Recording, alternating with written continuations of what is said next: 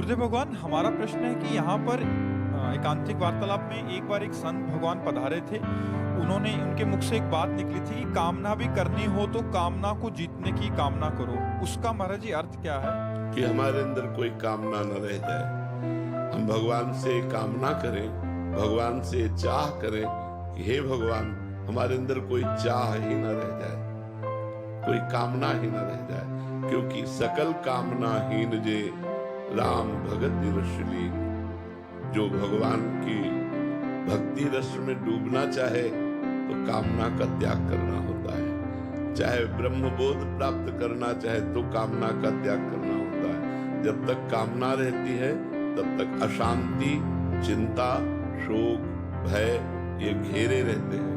और जब निष्काम हो जाता है तो निर्भय, निश्चिंत, निशोक ये लक्षण जागृत होते हैं। इसलिए उन्होंने कहा था कामना भी करे तो कामना के त्याग की करे, कि हमारे अंदर हे भगवान कोई चाह ही ना रह जाए, कोई कामना ही ना रह जाए। जैसे देखो, बिना चाह के तुम्हें दुख प्राप्त होता है। कौन ऐसा है जो दुख चाह रहा है? सारे कार्य सुख के लिए ही तो किए जा रहे हैं, पर अनायास अपने आप हमें दुख मिल रहा है कि नहीं? ऐसे सुख की चाह ना करो, अपने आप सुख मिलेगा जो आपके भाग्य में है, नियति में जो निश्चित हो चुका है वो सुख मिलेगा।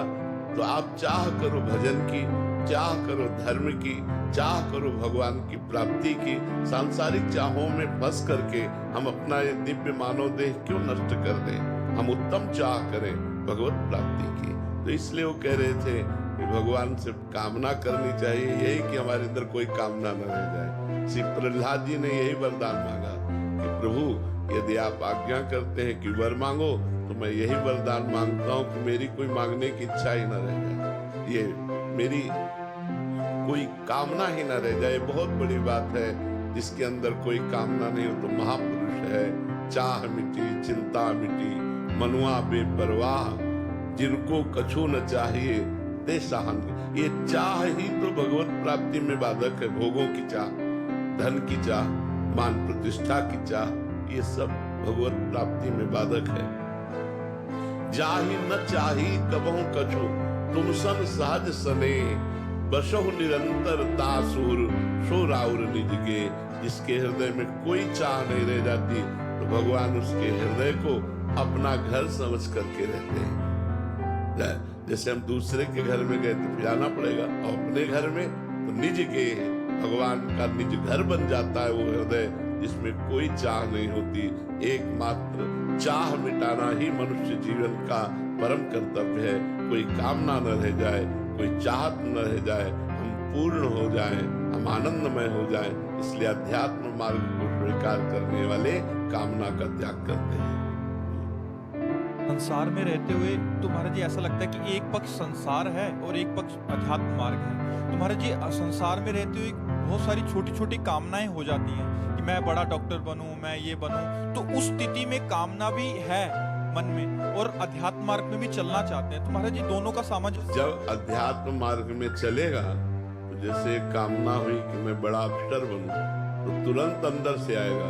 यदि तुम्हारे प्रारब्ध में है बड़ा अफसर बनना तो बन जाओगे, अगर प्रारब्ध में नहीं है तो नहीं होगा। इसलिए तुम कामना मत करो। राधे राधे महाराज जी।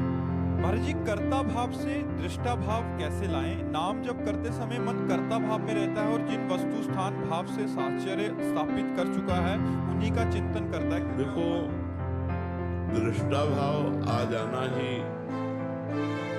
मोक्ष के नजदीक पहुंच जाना है। जो साक्षी भाव है, दृष्टा भाव है, बिल्कुल मोक्ष के नजदीक ही पहुंचा हुआ है।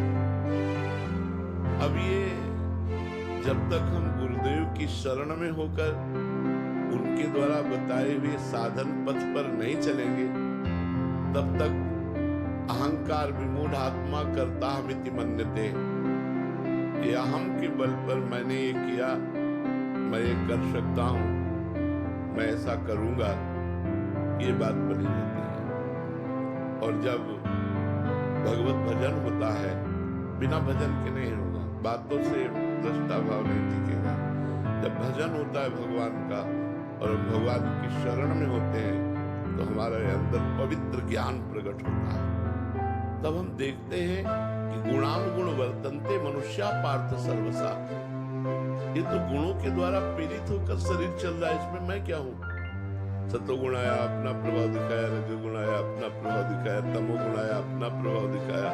तो ये माया के गुणों से प्रेरित शरीर एक यंत्र की तरह भगवान के यंत्रारूढ़ान मम माया, मेरी माया में ये चढ़े हुए यंत्र की तरह ये चल रहा है। मैं तो इसका करता नहीं हूँ, मैं तो इसे देख रहा हूँ, क्या हो रहा है ये मैं देख रहा हूँ। केवल दृष्टाभाव होना बहुत कठिन बात है, केवल ये साधना से ही आ सकता है।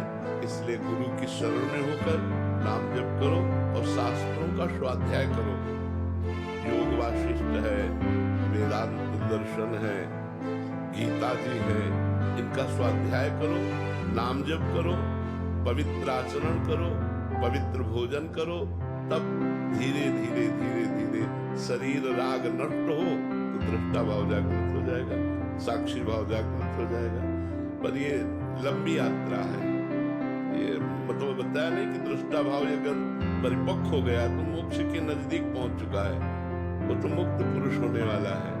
क्योंकि दृष्टा भाव जब तक है तब तक कोई बंधन नहीं है। जहां कर्ता भाव आया वही बंधन हो जाता है। दृष्टा भाव मोक्ष के स्वरूप में ही स्थित होने वाला है।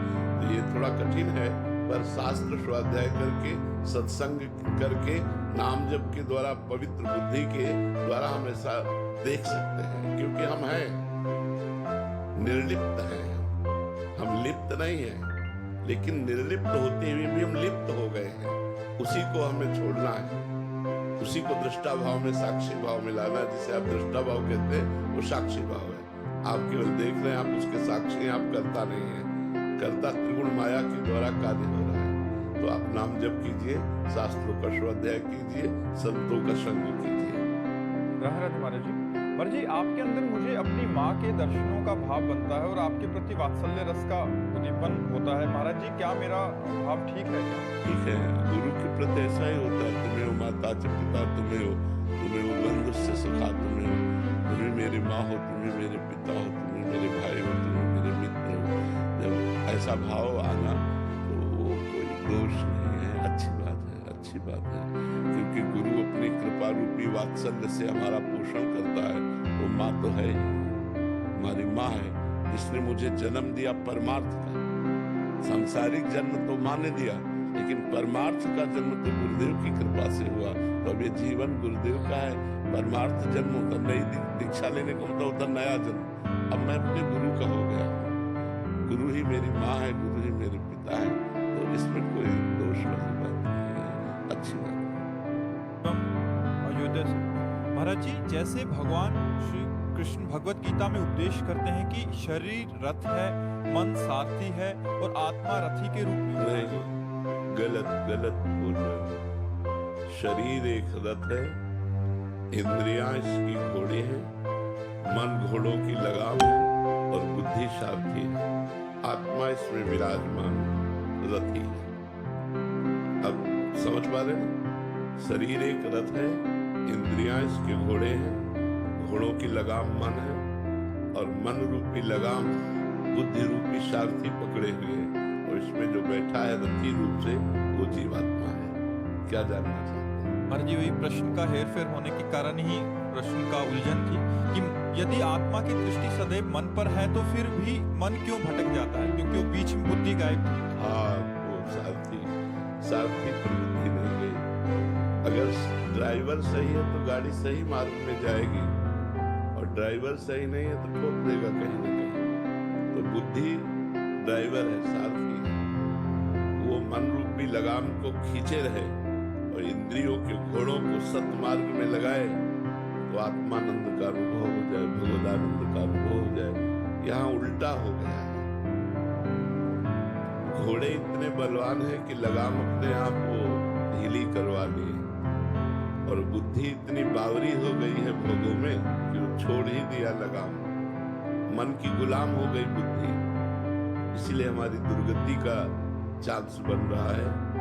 विषय इंद्रियों को आकर्षित कर लिए, इंद्रियां मन को अधीन कर लिया, मन बुद्धि को अधीन कर लिया, सारथी असमर्थ हो गया, ड्राइवर नशे में हो गया, अब वो गिरेगा गिरेगा। जबकि ऐसा होना चाहिए कि बुद्धि मन रूपी लगाम को शक्त और इंद्रिय रूपी घोड़े बिल्कुल सही मार्ग पे चले। देखना इंद्रियों के न घोड़े भगे, रात दिन इनमें संयम के कोड़े लगे।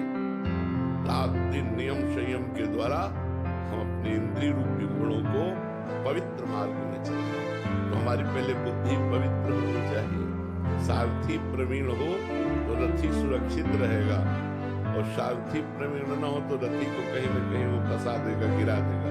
तो हमारी जो जीवन सारथी है वो बुद्धि है, और वो बावरी हो चुकी है, पागल हो चुकी है, क्योंकि वो भोगों का चिंतन कराती है, वो भोगों को ही सुख मानकर निश्चय कराती है। तो मन संकल्प विकल्प भोगों का करता है, तो भोगों में कहीं सुख और शांति है नहीं।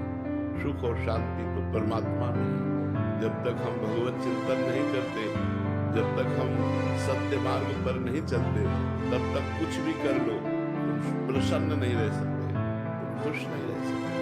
थोड़ी देर के लिए हर्षित हो गए, फिर शोकित हो जाओगे। तो हम अपनी बुद्धि को ये निश्चय कराए कि एक सुख का स्वरूप, आनंद का स्वरूप, शांति का स्वरूप मात्र भगवान है। और हम जिह्वा से नाम जप करें और शरीर से अच्छे कार्य करें, और गंदा भोजन, गंदा पेय पदार्थ इनका त्याग करें, मदिरा मांस आदि इनका त्याग करें, तो हमारा सही मार्ग चल पड़ेगा।